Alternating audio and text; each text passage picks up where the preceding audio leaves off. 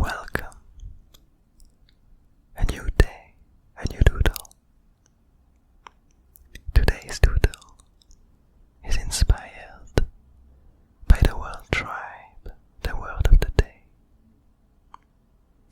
It does seem like in the Abyss Garden, a lot of creatures seem to behave in kind of a tribal manner.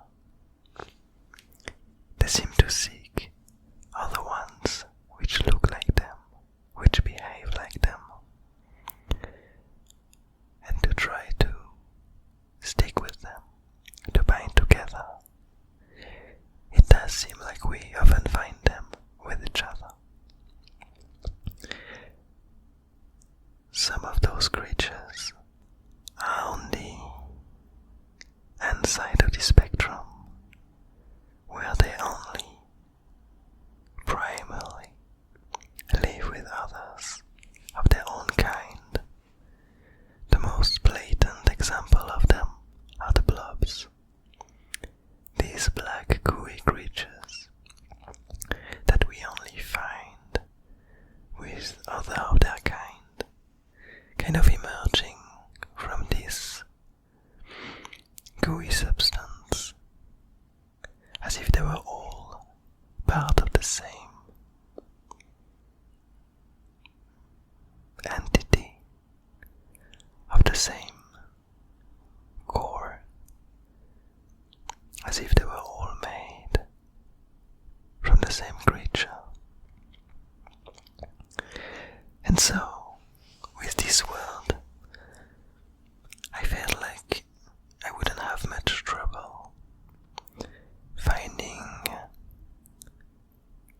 a place, finding creatures in the Abyss Garden to portray in this tribal behavior. So I thought that it might be interesting to try to look a bit further, to try to look at some new creatures, ones that we didn't yet encounter. And so I went for a bit of a more chaotic way of doodling, where I start with just a few random lines and shapes and see where they lead me. For this peculiar doodle, it seemed like they led me to some serpent-like string creatures, to which I added later some kind of unique horn on top of their nose, around which the kind of string entities, the kind of stringy things that wrap around them would wrap also around this horn and turn into some kind of sensory organ, a bit like wobbly antennas. And so I imagine them living in some kind of a cavey structure from which they are born and in which they live. Seemingly quite social creatures, interacting with each other, sensing each other, communicating. I also wanted to give them a way to move around.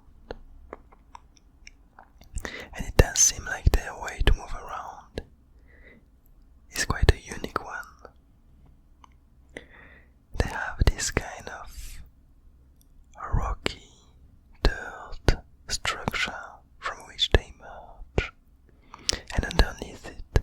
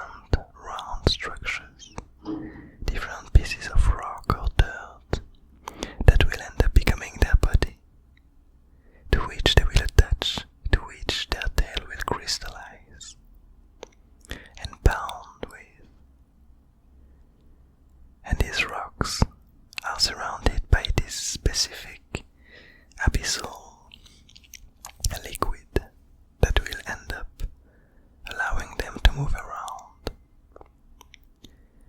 Because it does seem, as I stated before, that they're in some kind of cavey structure. But actually, if you look closely at the final doodle, you will soon realize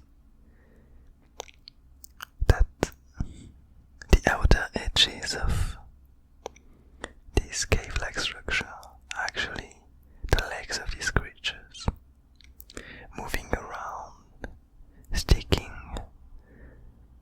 to the bottom, the top, to the sides,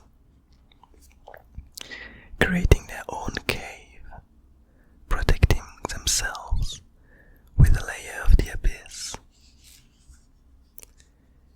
The second card that I ended up drawing for this daily doodle was the flow of decay. The flow of decay states, no entity can escape its own fall. And here, I wasn't exactly sure how to interpret that. The way I tried to, the ideas that it gave me is some kind of on the very right of this drawing we have this intriguing character, which is quite confusing on first hand, on first sight.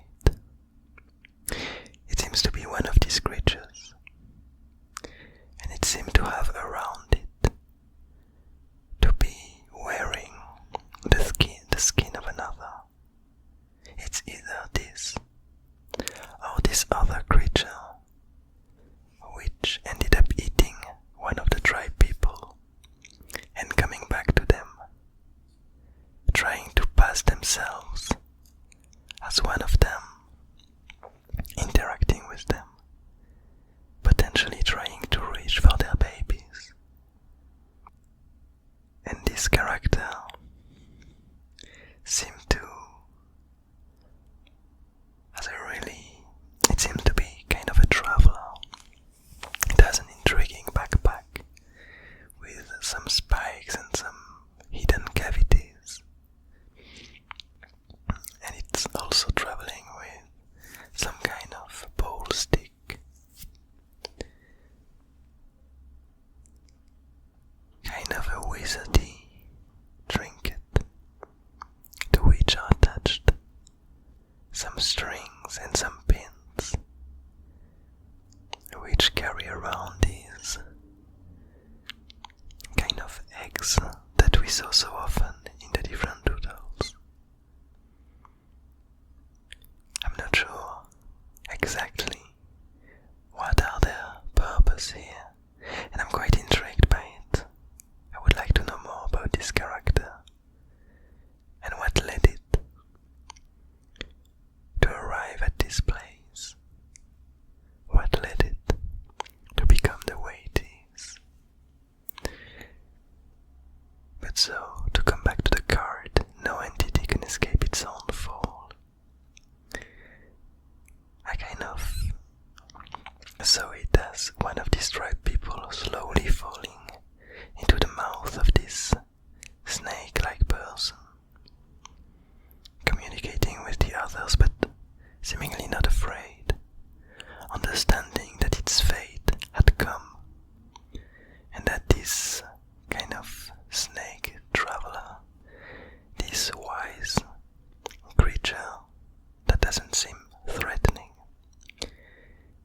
is simply carrying it to another place. And I like this interpretation of it. I think it kind of suits the mood that's given here, where they really seem like peaceful creatures once again. And yeah, simply to be harmless creatures interacting with each other, safe within their boundaries. As per the last card, this one was the choice, and it states,